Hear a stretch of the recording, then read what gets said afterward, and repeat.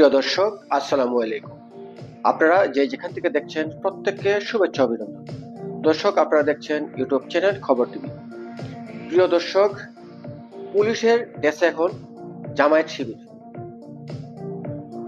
আপনারা জানেন যে 5ই আগস্টের পর অনেক পুলিশকে তারা চাকরিচ্যুত করেছে, অনেকে নিয়োগপ্রাপ্ত হয়েছিলেন তাদেরকেও যোগদান করতে দেয়নি, না দিয়ে তারা প্রত্যেক থানায় থানায় প্রত্যেক জায়গাতে তারা জামায়াত শিবিরের নেতাকর্মীদেরকে পুলিশের ড্রেস পরিয়ে এখন বসিয়ে দিয়েছে। এই সমস্ত জামায়াত শিবিরা পুলিশের ড্রেস পরা অবস্থায় তারা সাংবাদিকদের উপরে চড়াও হয়। এক পর্যায়ে সাংবাদিকদেরকে লাথি মারেন এবং সেখানে সাংবাদিকদের সাথে ধস্তাধস্তির ঘটনা ঘটেন। দর্শক, বাংলাদেশটা আসলে কোন দিকে যাচ্ছে? ডক্টর ইউনূস গোটা প্রশাসন থেকে বাংলাদেশের সমস্ত মানুষকে জামায়াত শিবির জঙ্গি বানানোর চেষ্টা করছে। ফলে বাংলাদেশের স্বাধীনতার ইতিহাস তো এমনিতেই তারা ধ্বংস করে ফেলেছে। আপনারা জানেন 3-4 দিন আগেই আমাদের ধানমন্ডি 32 নম্বর বাড়ি সহ তারা ঘুরিয়ে দিয়েছে।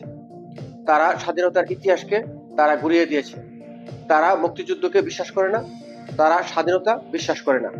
ফলে বাংলাদেশে এখন যেই পরিস্থিতি সৃষ্টি হচ্ছে, আগামী বাংলাদেশের সাধারণ মানুষের ভাগ্যে কি আছে একমাত্র আল্লাহই জানে।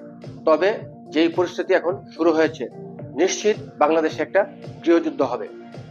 কারণ হচ্ছে, এই জামায়াত শিবিরের হাত থেকে যদি বাংলাদেশ রক্ষা না করা হয়, তাহলে বাংলাদেশের কোনো অস্তিত্ব থাকবে না।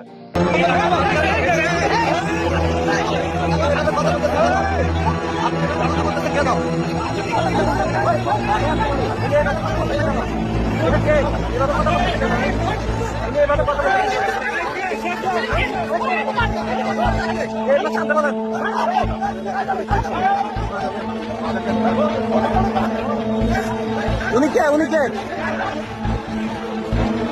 বাসটা কই?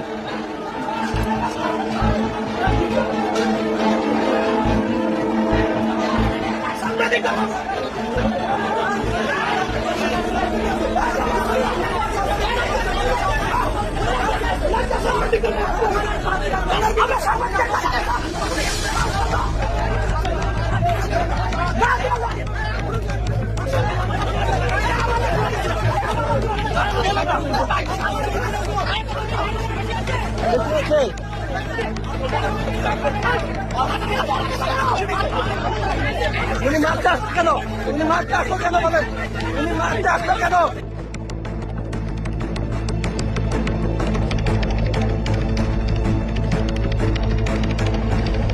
উনি মারতে আসছে আমার কাছে বুঝতে আসতো। ভাই, উনি মারতে আসছেন ভাই।